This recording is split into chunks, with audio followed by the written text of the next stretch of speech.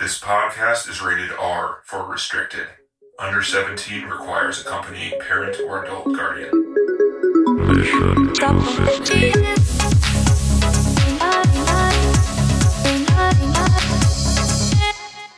So what are we doing this week? Here we are. Everything, everywhere, all at once, all the time. Some movie. Forever. Twice on Sunday. This came out this year. This is directed by the Daniels, who are two directors, Daniel Kwan and Daniel Scheinhardt. Yep. Scheinhardt. That's how you say his name.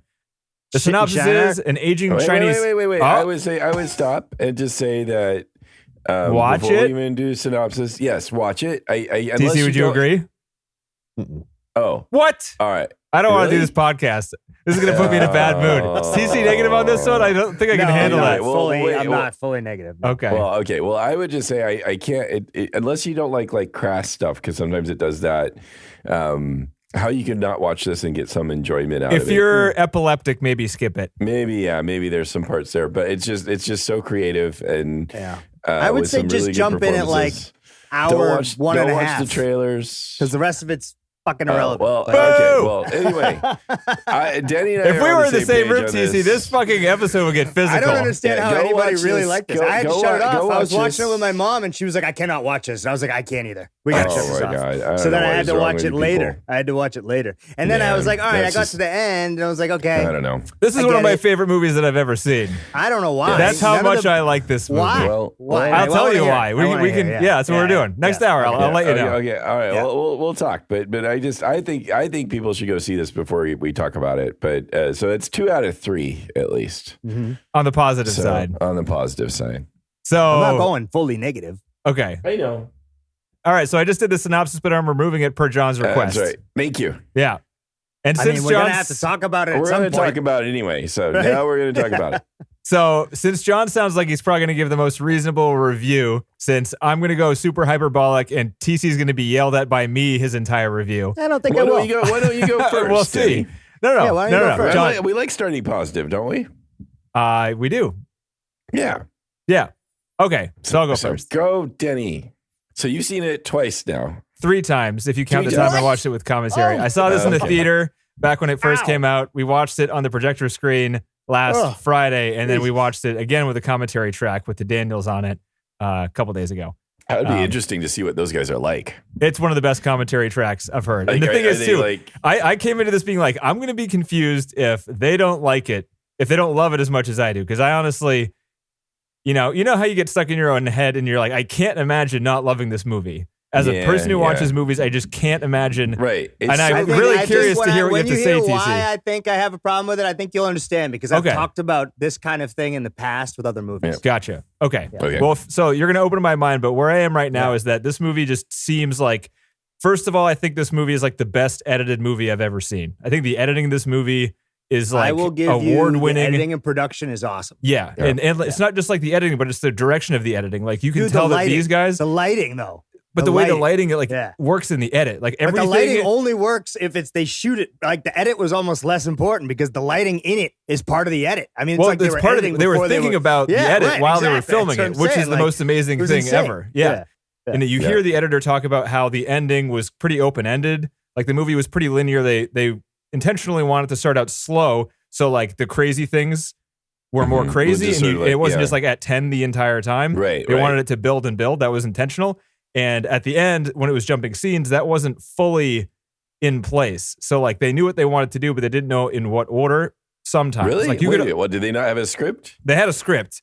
I was asking myself that question. They worked in this. They wrote the script for this movie for 10 years beforehand. So we're getting into trivia now. But I think the Hey, thing sorry, that fold it stars, in. That's- the it thing that works. stars in this movie is the editing, and everything kind of falls. It seems like everything else falls into place from the editing, like the way they do the camera pans to other camera pans, where it seems like you're jumping from one place to another.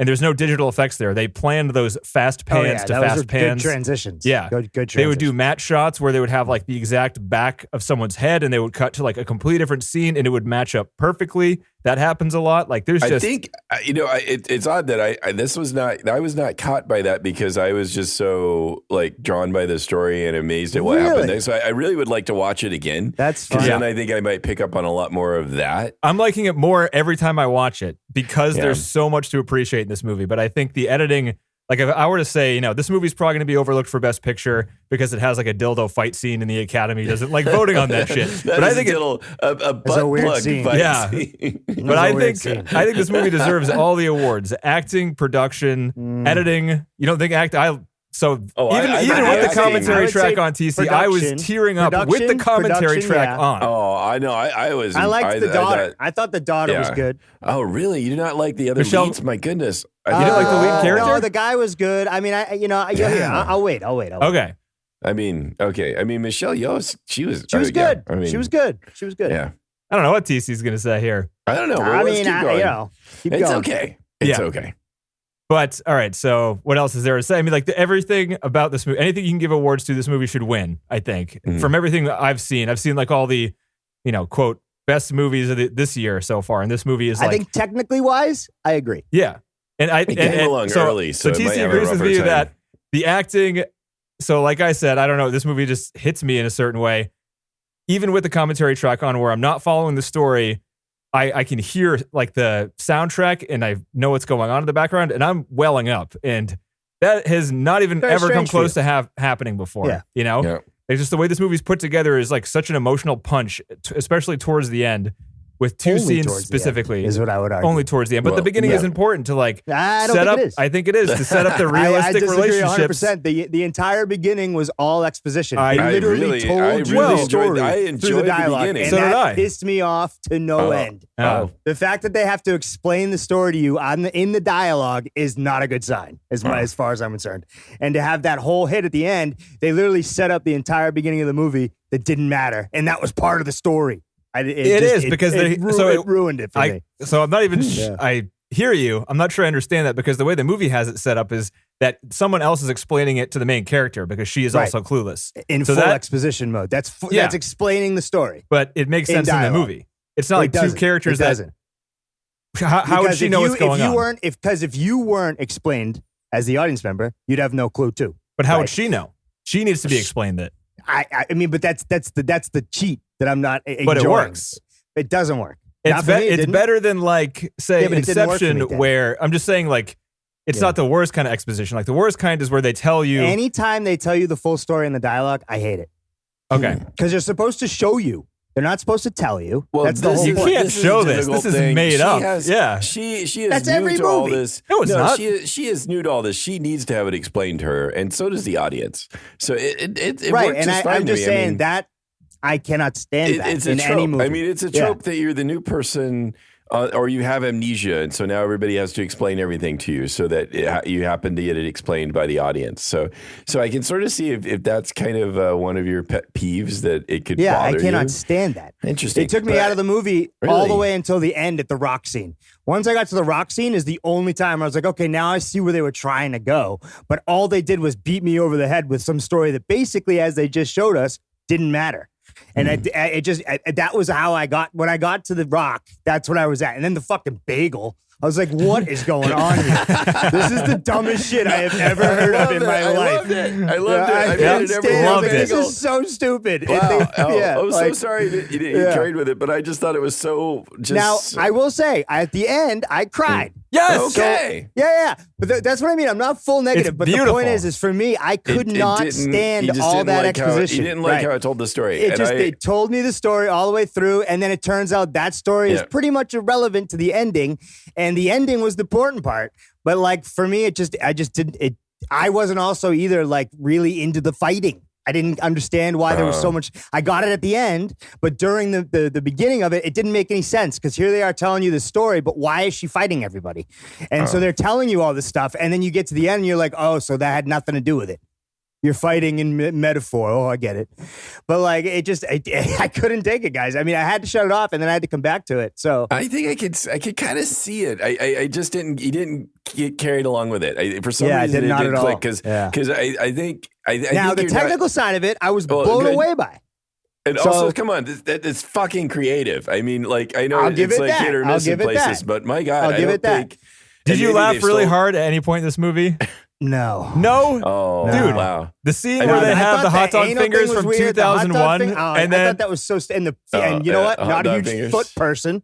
So when they started playing piano with the feet, I was like, oh, come on. All right. You're already know what I probably. mean? Like, I mean, I thought the hot dog figures were pretty creepy. I felt that was a little The egregious 2001 with in the hot dog figures condiments. universe, and the trumpets start Yeah. playing it all off tune Yeah. because they have the hot dogs for fingers. Fucking Yeah, hilarious. I don't know. I know, but really, I don't. Maybe they stole their ideas from somewhere, but I didn't see that, and it was just so wildly creative. I just, I'll give man, it that. I think like the setup is creative. The idea that you have to do something odd to shift into the different to get the powers from the different universe is really brilliant because then. But we it never just, figured out really what that was, did we? No, well, that's just how you bring the universes. No, we together. do. Like, they have a somehow- computer program in the somehow there's a futuristic. computer I that know, tells you- but like it was so incidental to the actual full fruition of the story. No, it wasn't. I was to me. No.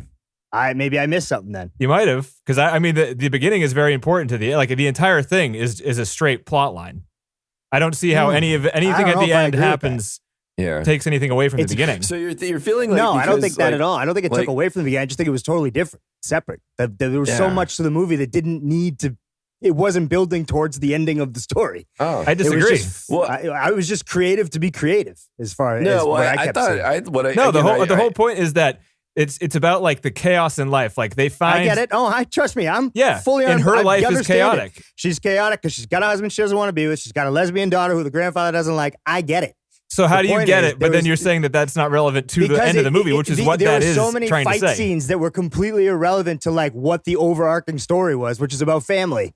Right? Wait, so okay, there was like so- all this so extra all shit of for that no action- fucking reason. Well, I think Can't disagree with the fight scenes other there, than I guess. just, Yeah. well, other than just to have some action, I'd be Well, be right, but creative that's in what I that, mean, right? There was all Okay. this like, there was all these like bells and whistles Yeah. and exposition, and that's all I could see. I think once I was you, there. you could, if you want to go in that direction, you could sort of argue, you don't need all of that stuff is. I can see this point if you want to go with it, that all of that was sort of irrelevant, like being rocks. That it's irrelevant. Like it didn't need to be there, or and a lot of the fight scenes didn't need to be there to tell the story that they wanted to tell. I disagree didn't with the care. rock thing more than the fighting thing. Well, the I rock know, thing but shows but like again, it's- they're like literally putting text on screen for you to read the storyline, which I right? thought was Like- fucking hilarious. I loved I mean, it. I thought it loved was. the rocks. I thought it was interesting, that was but Nikki's, I was that was just. Nikki's favorite part of the film. Yeah, I mean, that's like what I said. Once you right. get to the rocks, then the Right. movie actually fucking fair. matters. But I just really enjoyed the creativity all the way through it well enough that I didn't care Yeah. that it was there because I was Nice. I was just enjoying where it was going next. So I was happy.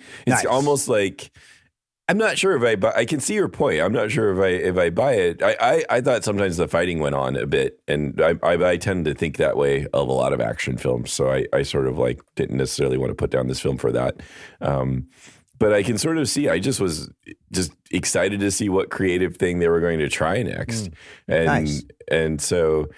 Yeah, I could see how you could get if you're feeling like there's a lot of stuff that it could be trimmed.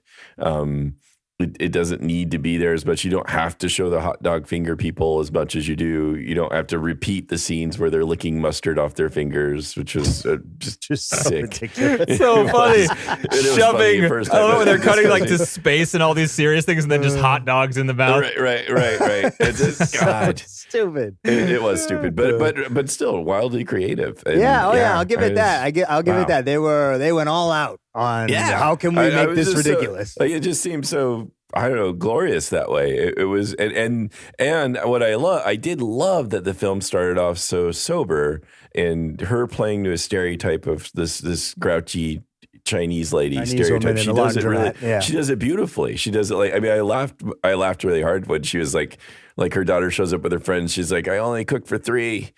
And just the way I thought she just played that role really, really well. So yeah, I don't know. This is Agreed. so unlike anything I've seen. I just Oh was yeah, not. I'll give it that. Isn't I will. that's I will. crazy? Just like watching this movie, it seems so original. Like, but it is similar to Scott Pilgrim versus the World. It's similar to The Fall, similar Yeah. to The Matrix, similar to It's a Wonderful Life, similar to 2001: Space Odyssey, Sure, Evil sure. Dead 2, Eternal Sunshine of the Spotless Mind. Right. Like, it has bits and pieces of like a lot of different movies. But yeah, I agree. There's something about this movie that just is completely unique. And I think it's the have you guys- weirdness have and the either of you combination seen of Swiss Army Man. That Yeah. was the film they did before. Did it have a lot of this craziness or? Oh, really? I mean, Okay. it was pretty crazy, but it wasn't even close to this. Like this movie like is off the wall nuts. yeah. I've recommended there. that movie to you guys. That movie has one of the best intro sequences I've seen in a movie. Oh, really? I haven't I seen want it. to see it now since it's the same two guys. Yeah.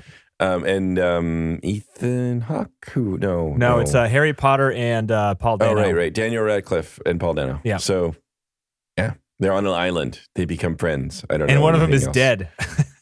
Oh, shit. You gave it away. Is this No, Sixth Sense thing that's that the, you just gave away? that's the second minute of the movie. Oh, Paul okay, Dano's fine. on an island by himself, and Daniel Oh, the other Radcliffe guy's a washes ghost. up on shore, and he's dead. Oh, But awesome. then Paul Dano is so lonely that he starts dragging the corpse around. Oh. Oh, fuck. It's like Weekend at That's why it's Okay. called Swiss Army Man, because he's All like right. a dead body, Yeah. Swiss Army knife, you know? It's like Weekend at Oh. Bernie's. Yeah. Yeah. Okay. It's a little more morbid than that movie. Well, Yeah, right. Right. Okay. All right. Well, Right. I'm sure the romance scenes are a little awkward.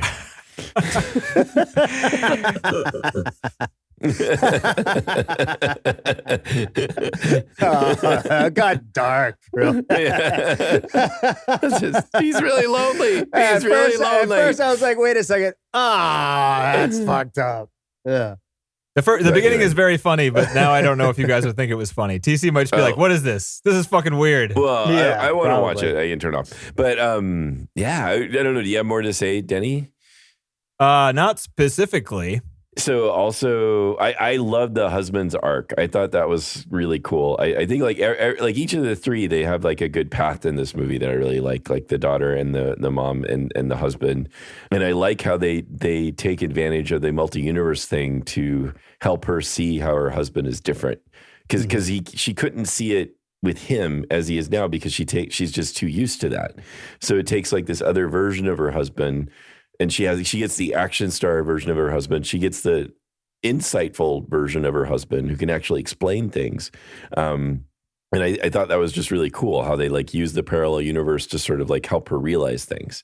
But that the husband was like, that's kind of the turning point in the movie too, is that you shouldn't fight, that's what her husband has done all along, and that she never appreciated that. I thought that was pretty cool. And he's great. So do you guys recognize who he is? He's short I'm sure round. you know No. Denny. So he's from Goonies and he's from the Temple of Doom. Oh, wow. He's the little guy. He's short round in Back in Temple of Doom. Day. Back in the and he day. still sounds a little like him. You He can does. Still His recognize voice him. I never don't- drops. didn't- Yeah. I don't know if I really watched Temple of Doom. Oh, You watched The no, Goonies? well, you saw the Goonies. Like he was Data. What was his name? Data or Data was the Goonies? Star Trek guy. I mean, I remember hearing Yeah. about the Goonies. He was the guy with like the backpack with a bunch of gadgets stuck to Yeah, it. yeah. He was could see the that. nerdy little kid. I But know Oh, he it was was good. Data. It was He was Data. good. You're right, John. Data. Yeah. Yeah, he was good. So he was great, and I also, I thought the daughter was great, and then Jamie Lee Curtis was wonderful to see her do like that serious acting. Did you like, recognize her immediately? Not at first. Oh, yeah. I was Oh, I like, did. is Oh, that, you I did? did at Nice. first. Oh, I I was did. like, Oh, yeah. I saw her from a mile. I was like, Jamie Lee Curtis. Holy shit. She right. really let Bring herself her go. Dead here. It took me a while. I was like, is that totally is? And then the guy who plays Gong Gong, James Hong. I Guy's was, the like, man. going, well, he is. And I know his voice. Where have I heard his voice? Kung Fu So- Panda? No. Diablo? No, Blade Runner. Oh, Blade Runner as He well. was Yeah, the guy. he's was 91 the in this movie. He was the Chinese guy in Blade Runner. Jesus. That's like that said, "I made your eyes," or "You're Blade Runner." That Yeah. voice. It's like that's so. I can't believe it. He looks great for his age. Yeah, he's 90. that He old, was huh? 91 when he did this movie. He's Holy 93 And right the now. the turn he plays too, like he looks and acts like he's super old at first, and then when he has to pull it off and be like, all of a sudden like alert and with it, it's great. It's a great turn for how that happens, how that works. And again, with all the characters that get to do this, and I think they pull it off really effortlessly for them to be somewhat different people in these different universes. It works, and they do it well. They like play slightly different versions of themselves with more confidence, or with just like this different, sense of themselves, and that's also really cool. And it's cool that. That she's like that Michelle Yeoh's like a kung fu action star in one of her lives, because that's what she was, because she was in Crouching Tiger, Hidden Dragon. That That's footage kinda how she from kinda that made her life mark. was you could Yeah. see the Crazy Rich Asians thing in the background in this right, movie, right. which is the Oh, red yes, carpet. right. Yeah. So it's like that's really funny. like taking she's a movie star. So they're like, I just think there's these little touches that seem to be everywhere, of sort of like things building back on each other. And it feels like I'd be interested to see what those guys sound like, the writer directors, because I could just see them like like Tarantino, like yeah, and then if this happened, and then we did that, what if we did that? Because it just seems like they're just packing ideas and threading things back through all the time, and I think it's another reason why I really want to watch this again, because I think I was just so surprised by what was happening that it was hard to pay attention to all the little details. Well, plus it's so fast and it's so full of details. Yeah, right. Like right. even on the third watch, they were pointing out stuff and they were talking the whole time and they were skipping over entire scenes because of how fast this movie moves. And so they didn't even like touch on some things I wanted them to touch on, but they would point at stuff and I didn't realize that I had missed it. Like the movie's like chock full of Easter eggs. It's awesome. It doesn't seem surprising because it just seems like this is like so much creativity that they had that they were just pouring it out. And it's really impressive in that sense. I don't think I can think of another movie that's like this creative all the way through, like just continuously like doing something like you're like, oh my God, they did that. And then you're like, oh my God, they did that. Just like, they keep like coming up with different things and just having it be absurd. So funny because I was saying, why did they do that? Why did they do it? But still, it's like different. It's like, it's just hilarious that, I mean, that I put everything on the everything bagel. It's so great. It's so great that they did that. I loved it that they're just willing to go with anything.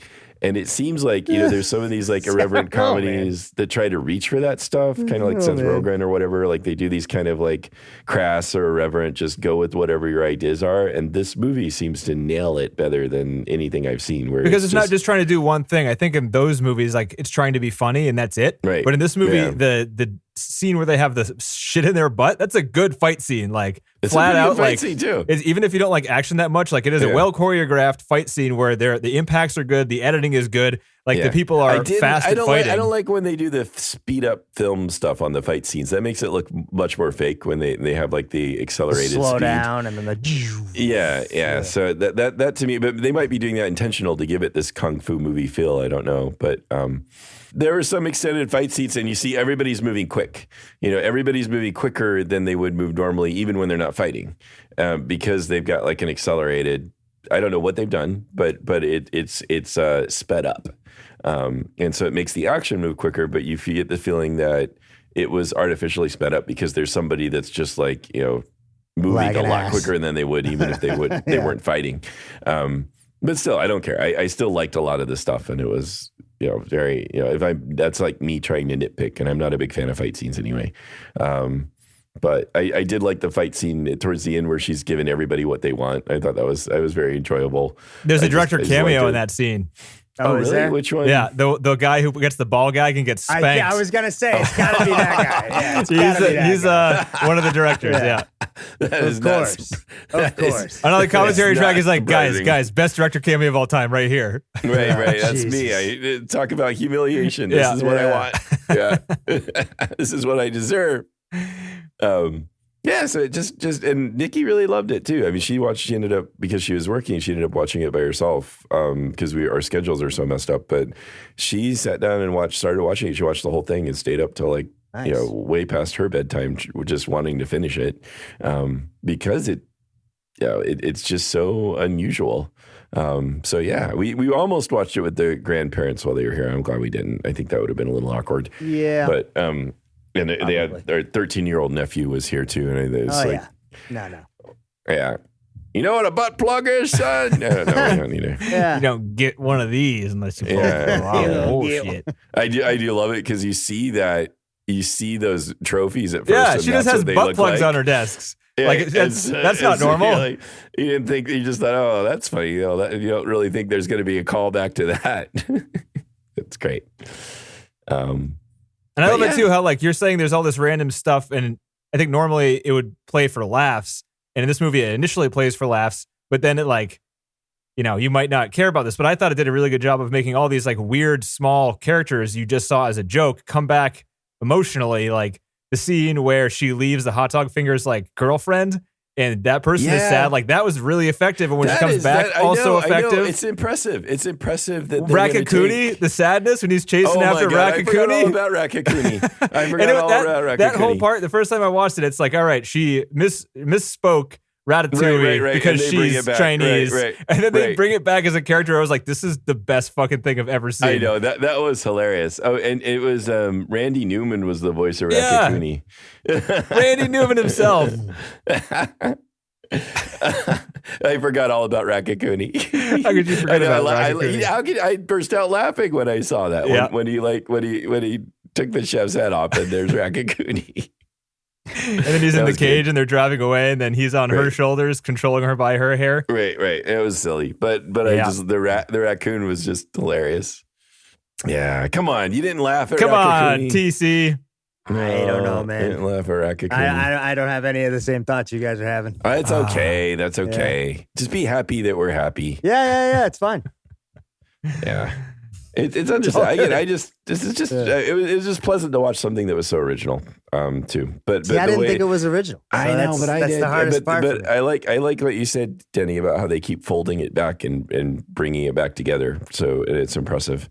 And it's impressive they try to go for some emotional moments with hot dog fingers, because that to me was just awful. Yeah, what's original to me is like not, coming up with random stupid ideas and throwing them at the wall. That's not necessarily original. Like we might have come up, if our task was to come up with random shit, we might have come up with some of this stuff, right? I think the hard part of and also like there are things in this movie that rip off or take influence from other movies and make it pretty apparent, because I think it's trying to like pay homage to all the movies they love, because they're not like huge filmmakers. This is their second full-length feature they've made. They're like music video directors. So it's like now they want to, shit. they actually, in the commentary, it's like they talk about their, taking all these genres in movies, and they first considered to like make fun of them in the movie, but they thought it would be better to like try to make it good as opposed to like make it a joke. They just tried to like make it good and, like the movies that they love. Come on. But with all the random stuff. So my whole point, sorry, I'm trying to wrap up. There's so much going on in this movie. What I think is so original is that it is, it's all this random shit, and it's ripping off like even like all the Marvel universe, right? Like that's in there too. But at the end, it has like a really relatable, heartwarming story about family and being alive in this universe, right? And like all the crazy shit in life and what's important. It has a lot to say about that. And even though you're coming off medium negative, TC, you admitted to crying at the end, because I think it's so effective in those few emotional start the movie scenes. at an hour and a half in. You'll be all right. And that's why I think it's special, because of the ending and how it wraps it up. But I think you're right. I still say it's really... You're right. I guess anybody could be random like this, and then it would just be some kind of weird ass skit show. But the way it's all threaded together and the creativity of it is just, to me, like, I don't know. I thought it was just shock value with exposition, and then we finally got to a story. When they're out in the middle of the desert. Come on, you didn't laugh at Dog Lady either. Dog Lady was hilarious. I mean, no. See that kind of shit. It's just like, hey, look at this. It's crazy to be crazy, right? Like I don't know. It doesn't do anything for me. So no, I didn't quite. And she's funny too, because she's from like an old comedy. She's from Saturday Night Live too, isn't she, or something? The kids. She's what's that? She was what's his name's sister in Parks and Rec. And she's also been in like a Canadian. Ben I Schwartz. feel like they're Canadian comedy troupe. She's funny. I actually like her, but I don't know. I didn't. Again, I didn't. Yeah, those were the worst parts of the movie for me. It was all that nonsense. One of my favorite parts of the movie is the under the dog shot when it's being kicked towards the person being fought at, and there's just like a camera shot where there's like two legs sticking from the top of the frame. Yeah. It is funny. TC doesn't care. TC's not entertained. No, I was not. So I think, so again, I'm going to try to defend the movie's point of view. I understand where you're coming from, TC, but I think the point in the movie, and you cannot care about this, but the reason it keeps showing all this random stuff is, one, that exposition part where like random shit creates ways to travel to other dimensions, but also like the whole point of the movie is that it's supposed to be about the chaos of life. And like with all the fight scenes and the faster and faster editing, it kind of builds the entire like structure of the movie is building up to that one scene where it just like flashes for like, 20 seconds of all the different frames. And it's just her face like in, I don't know how many shots they fit there. Oh, gotta be 60. At least. Yeah, it was a lot. It was intense. I thought that was a really cool effect. Yeah. And that's like the whole point of the movie. It's like she is able to access all of that at a single point in time, and she is like completely overwhelmed. But then after that happens, she's able to like ground herself with these like family relationships and refocus what's important going on in her head or what she's experiencing or whatever. So I think that even if they could have done different things to like speed up the pace of the movie, the fighting was there just to speed up the pace to get to a point where it's like completely overwhelming for her and, for us as well. Didn't see that. I didn't see the buildup either. It was very much just at 10 with no story. And that's how I saw it. I don't know. So I mean, I understand where you're going. I do. It just the story didn't hit me like that at all. Yeah. And I didn't see it match the visuals. The visuals were just a bunch of chaos with cool lighting. And now that I know they're music video guys, it makes a lot more sense. Because like a music video, you don't have to have a story. You just fucking make shit up and just go nuts. And you light shit cool and you do things weird. And that's all good because it's a music video. You ever seen the music video for DJ Snake and Little John's Turn Down for What? I don't know. You ever seen like any of those? That was their famous one, right? It's really good. Any of those like Busta Rhymes videos and shit? It's all over the place. But Daniels did this one. You know that song Turn Down for What? Yeah, I remember. The music video is of people like body slamming themselves through like there's a high-rise apartment building and they keep falling like floor to floor, and then more and more people are joining because they keep going into new apartments. It's good. Nice. It's got a lot of like lo-fi special effects and stuff. No, I mean, I'm sure because these guys are visual like artists, but I don't know if they're storytellers. Hard to disagree. All right, do we want to do commentary stuff? Yeah. Sure. Let's go. I don't got anything else on the film, so. So, yeah, if you like commentary tracks, definitely listen to this one. You like the movie? I guess. I mean, I don't know. I've listened to good commentary tracks for movies I didn't like. That's fair. Okay. So if you like commentary tracks, it was highly entertaining. They talked, it was both of the Daniels people. They talked a lot about special effects and what they were doing to make the shot look the way they did. But that stuff's got to be cool. Yeah. Because like I said, the production value is fucking on point. I can't argue with that. So what did you think of the movie Home Alone, TC? This is not off topic.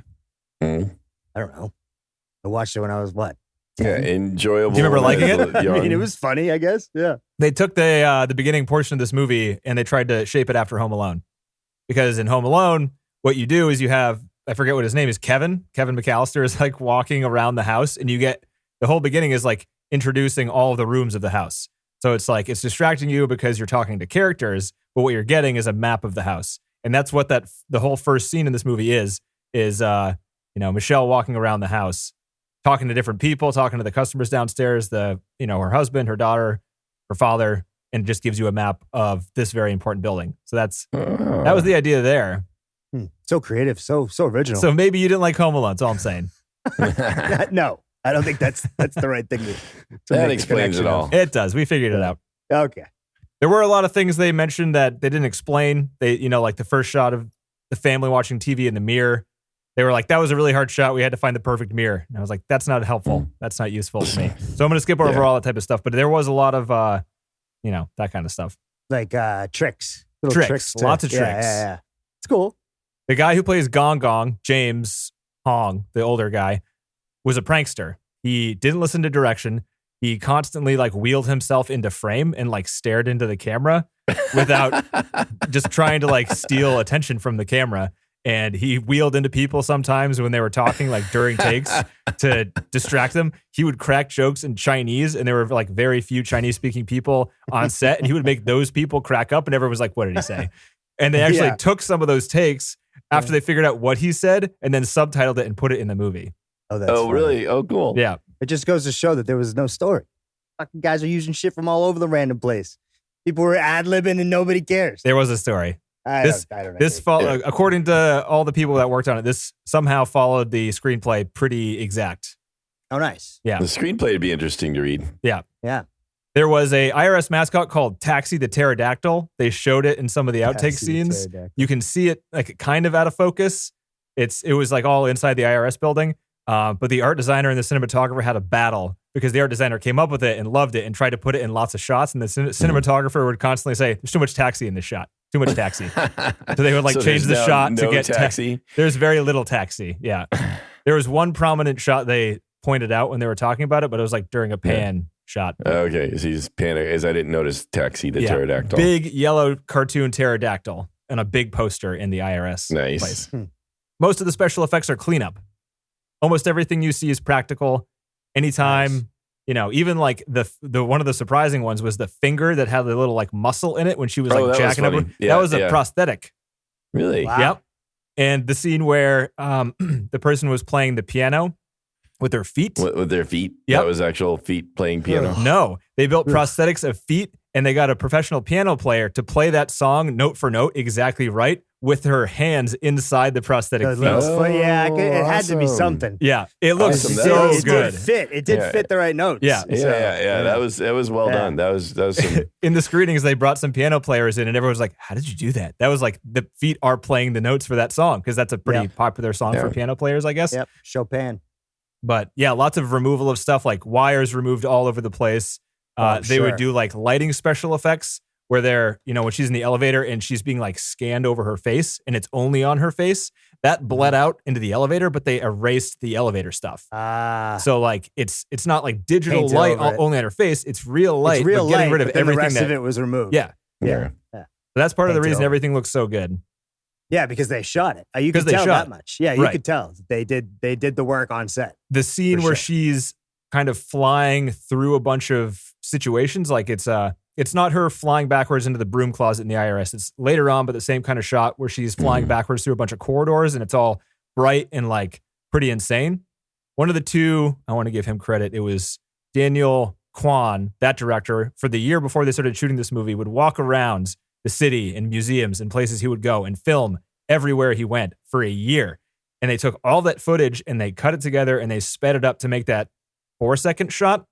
And they edited it before they shot Michelle there. And they got 2 giant LCD screens, giant stadium LCD screens, put Michelle in between them and played that footage on the screens. So the light on her face would match up to the footage when they green screened it behind her. Very cool. Wow. Fucking awesome. Yeah. That's impressive. That's smart. There's stuff. like lots of stuff like this. There was the scene where they were leaving the elevator towards the beginning. The direction for Gong Gong. Can I call him Gong Gong? That's his movie That's name. his name. I'll just call people their movie names in this movie. Yeah. His direction was to be asleep. And apparently James was like, nah, I'm just going to pick my teeth. So he just like, he thought it'd just be funny if he was like awake and picking his teeth. So that's what he did. All right. Okay. All the computer monitors in this movie. So there's like 300 cubicles in the IRS building. Yeah.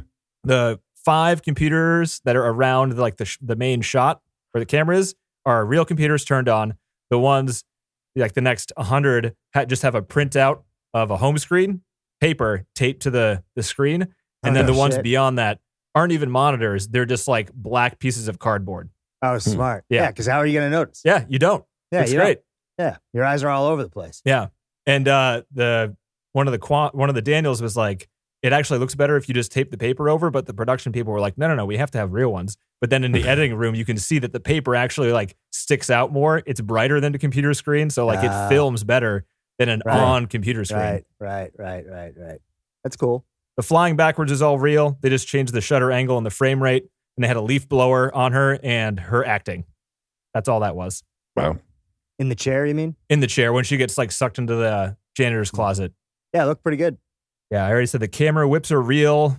The pipe to the face, Jamie Lee Curtis, they just like attached a pipe to the camera and then slowly, it was like a 5-second shot and just mushed it into her face and then like sped it up. And that's all that was. Did you guys notice any frame or aspect ratio changes in this movie? Yeah.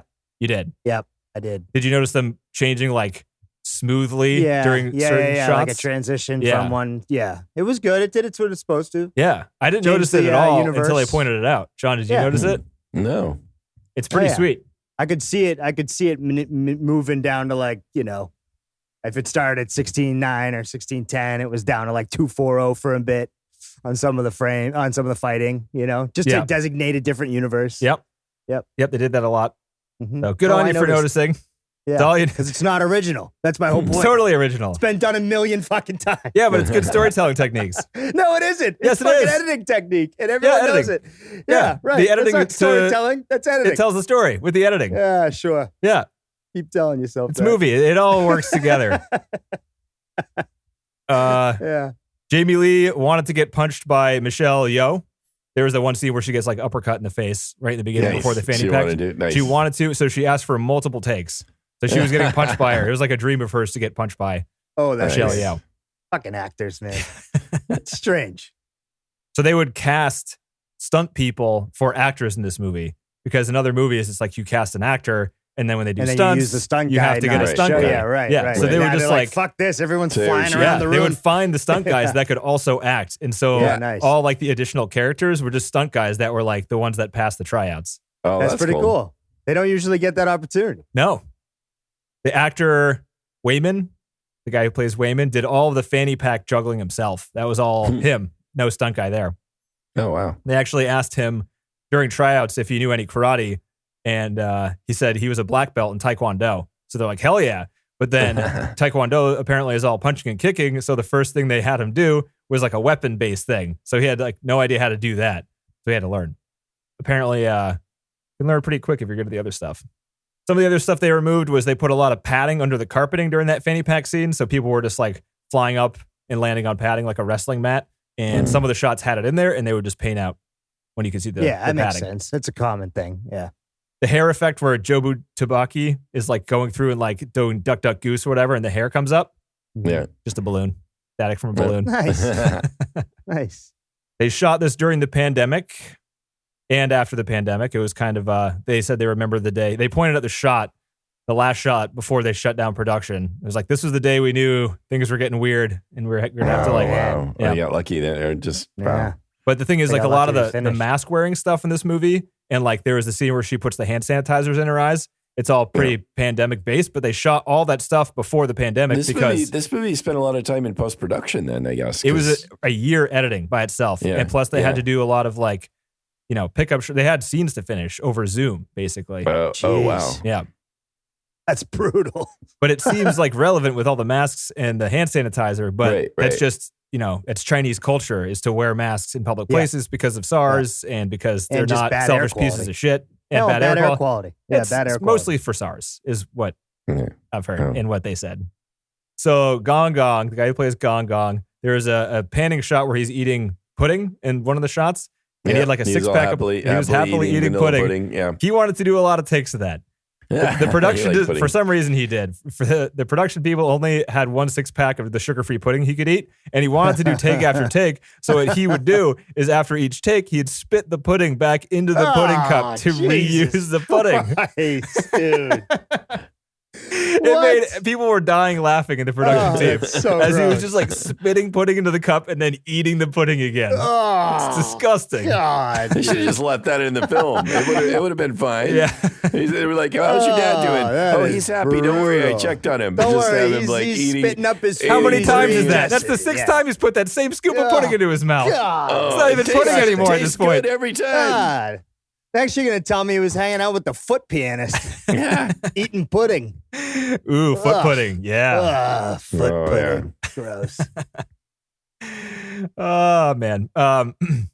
So one of I forget which Daniel did this, but when they were writing the screenplay, he accidentally wrote a lyric from the song "Story of a Girl" by 9 Days. You guys know that song? Oh, wait, This from is a the story of a 90s? girl. Yeah. Accidentally wrote a lyric from that song in the movie, and wow. they wanted to keep the line in so bad that they went and bought the rights to the song. But instead of Jesus. playing the song, they wrote in 3 more times, so 4 times total. There are lyrics from that song in this movie. Wow. And then also they had the guy from 9 Days come. Like they asked him when they asked him for permission, he was like, "What can I do to help?" There are songs in the background of this movie that are different versions of that song. Oh my that's God. funny. That's pretty It's funny. ridiculous. I just love how they just they seem to just have things happen and they just go with them. Yeah. Like, it just like, Can't imagine why that the is. story of a girl who cried a river and drowned the whole world. And while she looks so sad in photographs, I absolutely love her when she smiles.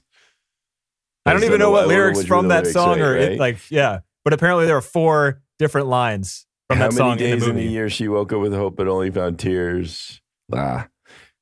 It's a bunch of garbage, is what it is. That song is annoying. But make fun of the movie. Wait. Yeah. Your clothes never wear as well the next day, and your hair never falls in quite the same way. That's it. That's the lyric there. That's in the pre-chorus. That's what that one. And you never see. Well, those 2 lines. That's it. I bet those were the 2 Those lines. sounds like they could fit in the movie more than they the did fit first. in the movie. That's when she was talking. The daughter was trying to tell the mom how things were out of sorts. and it was during that scene where that she was. I think she was saying that. Yeah. Anyway, I believe you. That was it. Yeah. The scene where Deirdre, how do you say that name? Deirdre. When Deirdre was the Frankenstein monster and just like shoving the cubicles and stuff, they set up rails for the cubicles. So that was just like on sliding rails. That was like, obviously had to do something because you can't move those things. But yeah, dust and rails. That's all you need for that shot. Did you guys cringe during the finger slicing part when he's trying to give himself paper cuts? A bit, yeah. That was hard. I did. I think universally, I looked away. That's the worst thing you could ever do. Yeah, right? I don't want to see that. I hate it. And their favorite part of any screening is watching like people uncontrollably yell during that scene. Yeah, I can imagine. Just thinking about it makes me want to yell. And they love it because like literally like everyone's sitting there like laughing and like having a normal experience. Then all of a sudden it's like, no, don't do that. Right.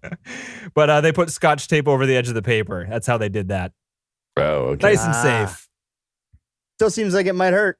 Yeah. You don't want to like, I don't know. The tape wears out. You don't want to risk it. Right. I don't want anything. I don't want any of that. Yeah. I don't want any of that. When he finally gets the paper to cut, there's a spray of blood that I don't know if TC might have noticed it, but it's very subtle, but it sprays on the lens. And that was an homage to Children of Men, where there's a scene towards the end where it's like the long take and there's blood that lands on the lens. So that's what that is. Maybe they planned it to happen, or did it happened by accident? I think it looked digital. He didn't say, but it looked a little digital. But it's really, really subtle. Like you can barely see it.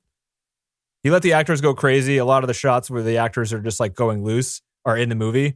They would take like, I don't know who else. A lot of directors do this where they get good takes of like a simple take of what they want, and so it'll work. Got it. Yeah, and then they kind of like go nuts a little bit for a few takes. Yeah, it makes sense. They used a lot of the going crazy shots, and they would also keep rolling after they yell cut, and a lot of that stuff is in here too.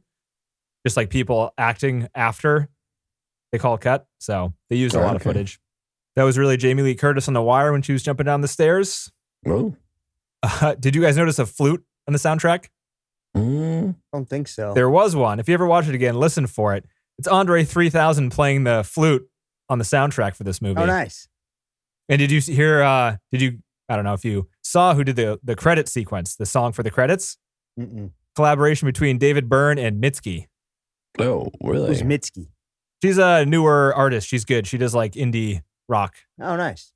They mentioned that, so this is just the trivia for another type of movie, I guess. There's Wong Kar-wai, was an old director. I don't know very much more about him, except for that he came up with the step effect shot, which is basically 2 frames a second, and it's just an effect. And the reason he was the first person to use it is because he wanted to save on film. So if, like for certain scenes, he would just shoot 2 frames a second and put it in a movie. They're basically stills. But he was the first person to do that, and they use it in this movie, and they just like called it out to him. So I didn't know that, so I thought that was kind of cool. Everyone invents something, but you don't think about it until like someone tells you that this didn't happen before this one guy did it. Random trick shit from Hollywood. Yeah. No one's gonna know. That's the kind of those are the cool things about production, really. Yeah. Another removal is that Jobo Tubaki was behind Jamie Lee Curtis during the entire. Jamie Lee Curtis was behind Jobo Tubaki during that whole corridor scene, the first scene where the mother and daughter are there. Jamie Lee Curtis, for some reason, in a different version of the story, was supposed to be behind her. So they had her on set behind her in the shot. So they digitally removed her from all those corridor shots from behind Jobo Tubaki. Shit. Dude, a ton of fucking VFX work on this one, huh? It's got to be hard to remove shit too, right? Because you got to put stuff behind it. Is it pretty easy? It's just a different ball game than it used to be with that stuff. It's all pretty well. It's pretty good now. You can't really tell, right? Think about video games, right? You'd really. The painting out. And if they shoot it with, what if the camera's moving though? Isn't that harder? If they know that they've done it, a lot of times you don't know what kind of camera they're using. They could be using motion control where it's the same thing over and over again. So you shoot a plate and then you shoot the stuff, right? So it depends on how they've set up the pre-production. If they've already been thinking about all of this, then they probably knew they were going to paint it out before they shot, which means they built that in, like the elevator scene, for instance, right? Those are just, these are VFX heavy movies, then they're going to be thinking about that prior to getting to the VFX stage. They're not usually painting things out because it's a mistake. They're painting things out, but they've already choreographed. And they have the file that has all the settings of the camera to put it back in the exact same spot or whatever. Exactly. And then even if it's not exactly in the same spot, you have It's computer close enough. programming to like And then align you've got a it. human, and then you have a human to help, guide it to the rest, right? Movie It's not- magic. Now, I am oversimplifying it. It is very much time intensive, computer resource intensive, right? I mean, you have to have all those things. You can't just have a guy at home painting shit out on his, Mac. It's not going to be a thing. The people who did the bagel are the same people that do all the Tenacious D videos. Oh, nice. They're friends with them. And the reason they actually came up with the bagel is apparently if you're learning Blender, they had some people on this, like it's a 7-person VFX team for this movie, 7 people. That's insane. Apparently that's insanely low. I was going to say, that's actually not that bad. Because usually it's teams of people on different production houses and all that, This is 7 people, and some of them were just learning Blender. And John, you might know this, that one of the first things they teach you to learn, like in the default tutorials of Blender, is a donut, is what it is. Right. Yeah. So they were learning a donut, and they used a bagel. Oh my God. Because then they That's came up with great. the everything bagel thing. That came from the bagel? Oh man, Yeah. that's cool. So they're like, just we have random. people that can animate a bagel. We can do this. Yeah. I don't know, guys. I think it's lovely. I'm sorry. I think that's I fucking- know, it's crazy. It's random. I like it. It's random as I fuck. love it. Not intentional. I am one for nice, well-crafted, amazing stories. I think with this one, it's more like a bunch of random shit was like scattered all around, and then these guys just took it and wove it all together, and I enjoyed that. I think that's. I mean, I think you could focus on the randomness and be annoyed, or just see it as frivolous, and I think that's fair too. But I think these seem so gleefully go wherever they thought there was an opportunity. And the just thing took is it too, and ran with it. if you listen to these guys, so they were writing the script for 10 years before this. So it is random, but it's not the only stuff that came up with. Like it was heavily edited ideas. Like, yeah. Like they But threw a would lot they of would other take ideas whatever. away. Like it seems to make sense. It's like, I'm sure they did, but then it also seems like they would just, if they like something, they would just go for it. Like a bagel. Okay. Like they did the donut. They could do it, and it just seems like that also seems to be at play here. Like they're happy to just run with ideas too. Yeah. Just like Rakakuni. Rakakuni is hilarious. So speaking of Rakakuni, there was a guy on the production team, I think, Alexander Wong. His father would mess up. He was like a movie buff, but he was Chinese, and he would mess up American movie names normally. And they thought it was really funny. And they said, they gave 2 of them, and it is pretty funny. They try to guess what movies these are. Okay, there's 2. Okay. Shooky Hooky Shylock. Shooky Hooky Shylock. I don't know. No idea. No idea. Sherlock Holmes. Get Shorty? No, Okay. Shooky Hooky. Shooky Hooky Shylock, yeah. Nice. That's pretty And funny. the other one is Outside Good People Shooting. Outside good people shooting? I don't think you could guess it. I don't No. think so either. Goodwill Hunting. Oh, gotcha. What? That's funny.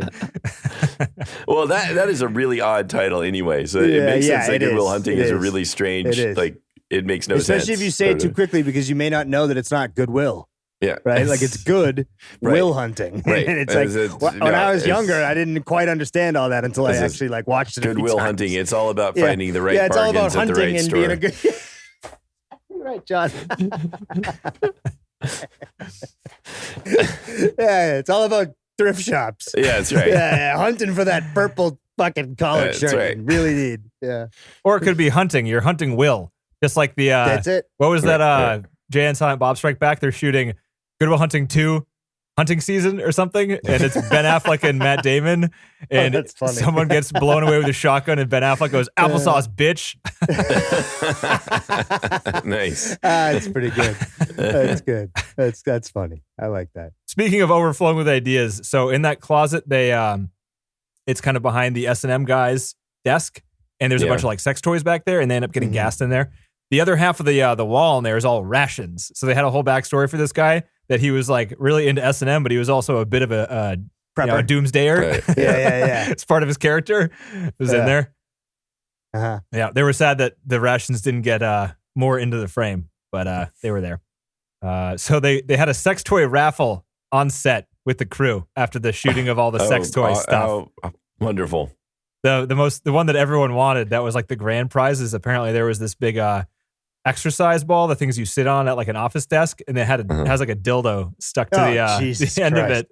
And that's the one everyone wanted. That was the grand prize. I mean, that's a hell of a thing to throw up as like a exhibit when you have house parties. Yep. That's right. You just leave that in the living room. Especially in Hollywood, like someone would totally do. do that. Yeah, someone would totally do that in Hollywood. And that sounds like a lawsuit kind of in Hollywood these days, but these guys were all like the behind the scenes stuff, and the way everyone talked about this shoot, it sounded like the most fun time anybody had ever had. They had warm-ups at the beginning of every day where they took turns doing like stupid, ridiculous things to like loosen everybody up, and they had some footage of that. That's kind of cool. Yeah. And they, it was like a open to suggestion type of shoot. Like they never told anybody no. Somehow, like they had a ridiculous schedule. They showed a shot list, like all the shots they had to get in a day, and it was like 30 shots. And they're like, I don't know how we're going to do this. And apparently they met schedule. With all the setup and everything. Yeah.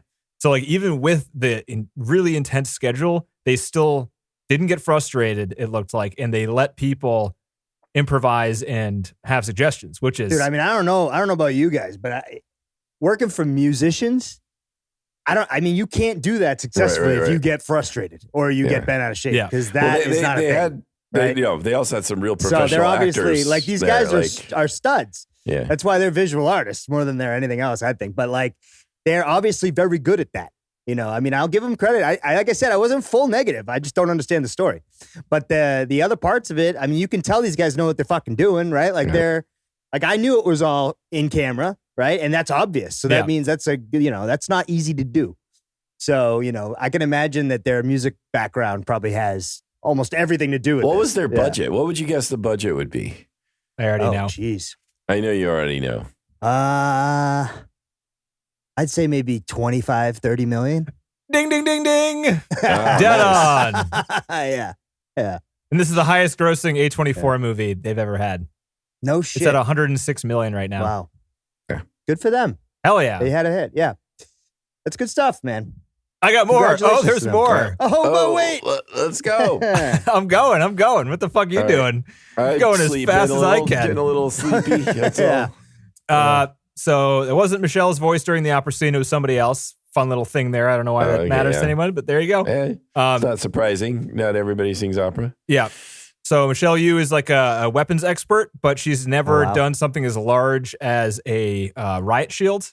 So that was like the biggest thing she's ever done. So she had to practice in her hotel room with a giant piece of cardboard on like flipping it and stuff like that. So that was usually you can like give her a sword or a what they just have a fake. They just had a fake like cardboard almost. They built her a cardboard riot shield to practice with. Yeah. So that was all her doing that stuff. Like all the weapon stuff was all her.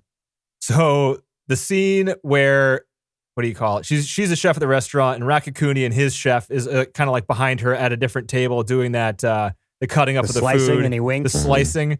So that guy is pantomiming slicing. That actor in the background is like pretending to slice stuff, and people are pretending to clap at fake, like the food being chopped and everything. Yeah. So there's nothing there, and it's not CG. It's apparently there's a guy they know that goes in and paints frame by frame, literally paints with it was After Effects. He goes in and like paints it in.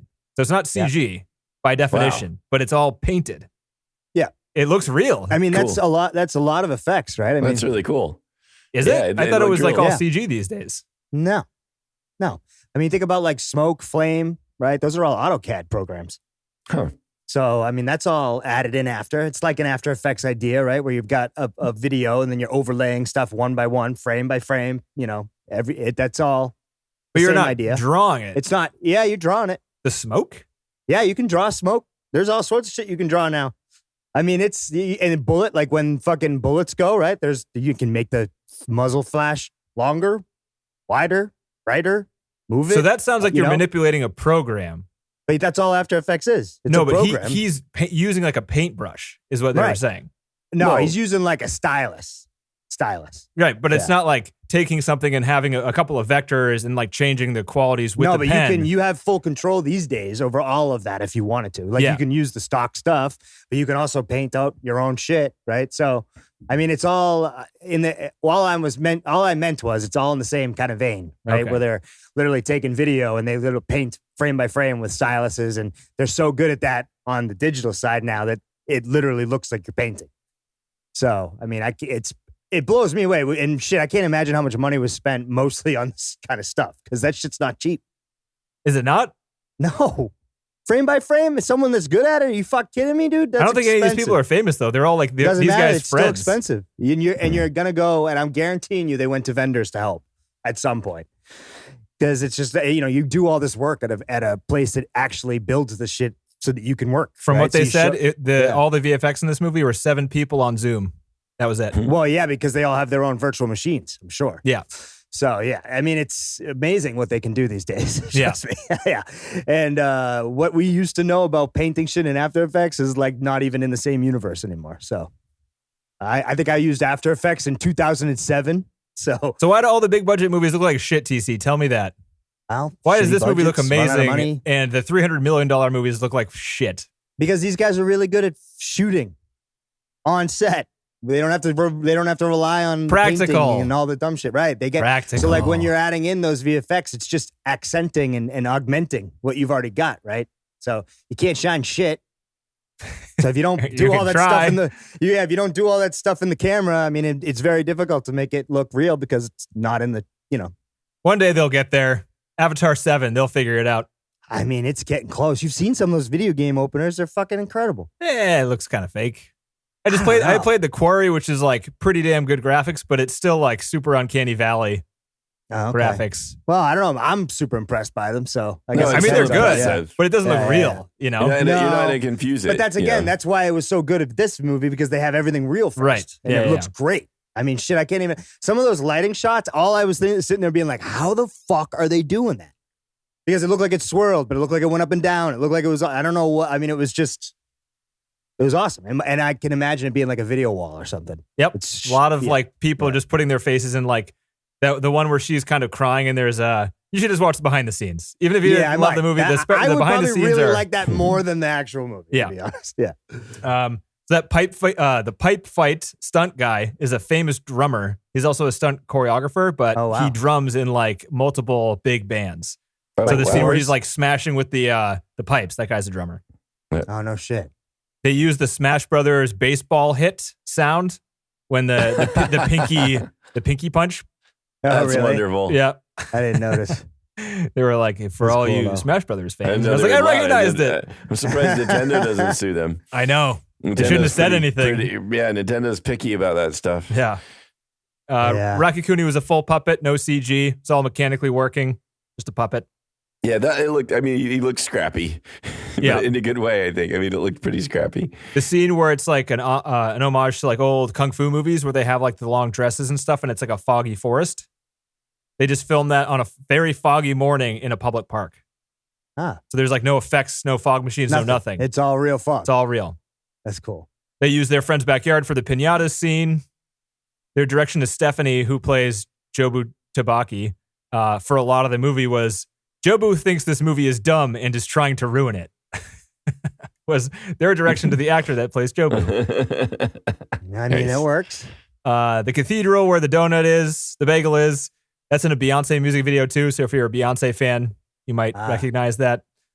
They pointed out that when she turns into a rock in the laundromat and it pans down, they added a digital reflection of the rock in the face of the washing machine.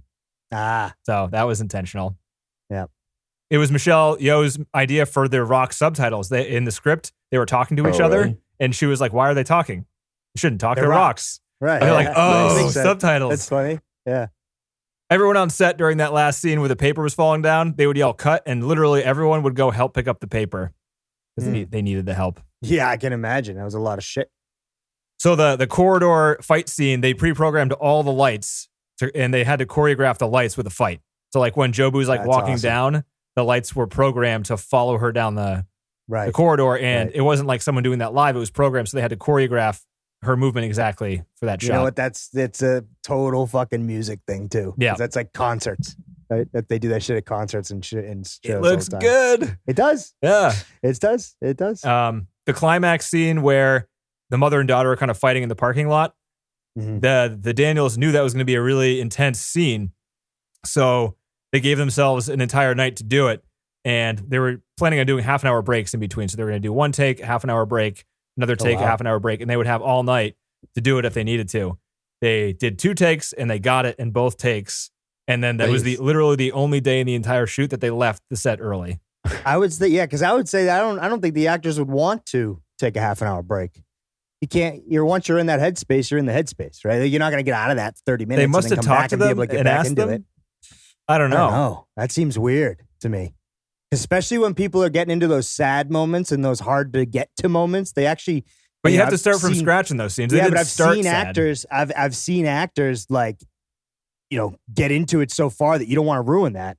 Well, so the difference, TC, listen to this. Yeah. So most movies like that is they have the single shot for that sad thing. So they have like the sad shot. So it's like starting from scratch, they're sad. And that's what you want. But what this is like taken as they wanted to do one long take. It was one of the few handheld camera shots. And they had the entire to give them time to reset.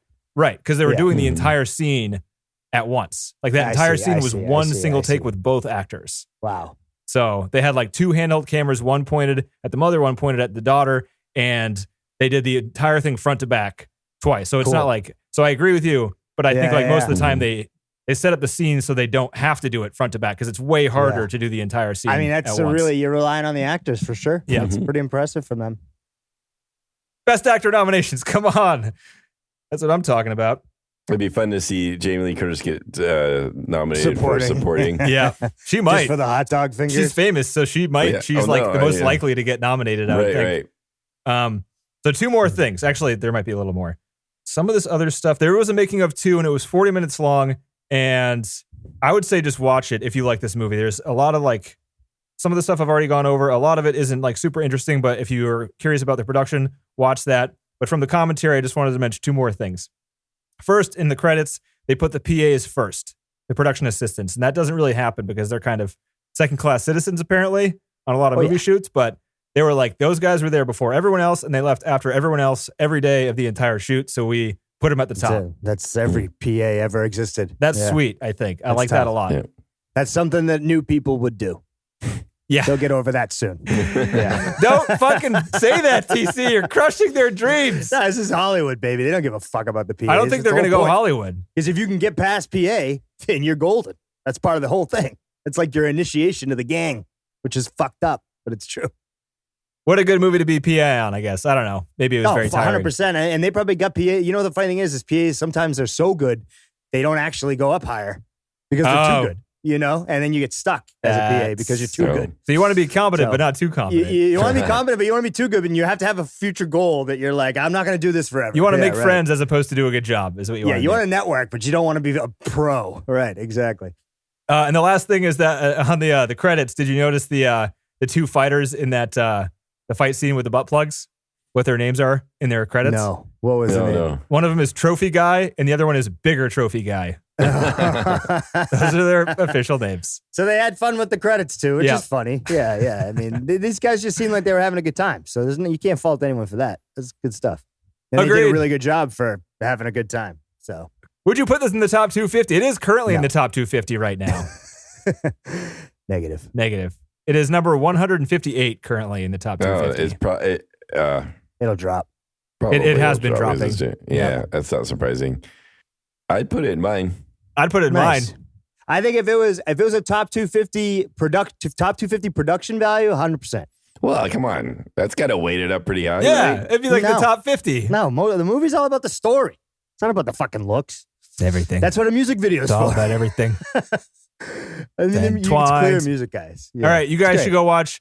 Well, first of all, we're going to watch next week. So queue up after what around are we this. Watching next week? Watch the Turn Down for What music video. You'll like it. It's good. I will. I'm sure it's great. Next week, guys, we're doing number 49. Damn, we're back on the list. Freaking serious business classic freaking movies, guys. Are you ready for this? We're watching Apocalypse Now next week. Oh, no shit. Francis Ford Coppola. Oh, now that. Apocalypse Now. Is a beauty. That's a fucking movie right there. I can't fucking wait for that. That's a movie. This is a fucking film. All right, so we all have to. So there's 3 different cuts of this movie. We have to watch the same one. Okay, which one we watch? I think we should watch the theatrical cut version. Okay. How come? Because both the Redux, which was the second one, and the final cut have scenes from a very boring middle part of the movie that drags the movie out. There's like a French plantation scene Shorter is better. Shorter is better. I'm simple. Keep it simple. It's still Let's 2 do hours it. and 27 minutes, but the Redux is like 4 hours and something. No, Yeah. So the Redux Theatrical it is. is crap. Indeed. Yeah. But what we're doing with this one too. So we're going to watch Yeah. the theatrical version for next week. Okay. And then the week after that, we're going to watch the documentary made on the making of this movie called Heart of Darkness. That's going to be cool. Yeah. That's a good idea. I'm in for that. So I don't know how we're going right. to, I'll try to limit the commentary for next week or something. I mean, I think you'll probably have enough on both. Yeah, I think so Well, too. it's just do. hard, maybe, but it'll be hard to see kind of what. Yeah, that's fine. I just want to watch the. Why don't you just do commentary Yeah, I'll twice? do it and when we normally. get to the when we get to the two, if you have things that you need to remove because they overlap, you can. Yeah. Right? Yeah. You'll have Okay. time to edit. We'll figure it out. It'll be good. I'm excited though. This is a alright. great fucking film. This is gonna be fun. You think I can watch this in the Yeah, projector? I- This might be a projector Oh, movie. I don't know. You're gonna end up with the police at your house. Yeah, you might be in trouble. We'll see how nosy my neighbors are. You know what you need is some Bluetooth headphones for the two of you, and you can watch it still, but not have all the sound. That's an interesting idea. Yeah, man. Can you do two Bluetooth output from a I would just PlayStation? what I would do is I would get two thing like receivers, Mhm. right? And split your headphone jack and then put them into the receiver, and then you get separate headphones you can connect to either one. That's done. Done and done. Yeah, You're going to go to Best Buy tomorrow. This is happening. Yeah, you can make this happen. It's gonna be great.